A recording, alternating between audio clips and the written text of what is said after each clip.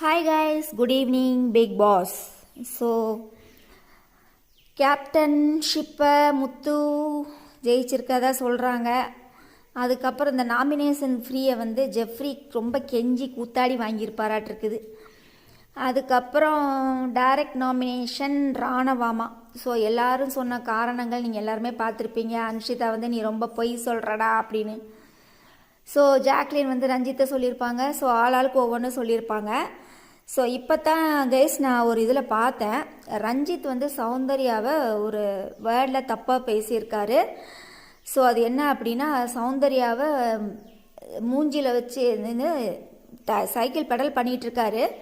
அப்போ வந்து ஏதோ தேய்ச்சிருவேன் அப்படிங்கிறாரு ரஞ்சித். ஸோ கண்டிப்பாக வந்து விஜய் சேதுபதி இதை கேட்பாரா?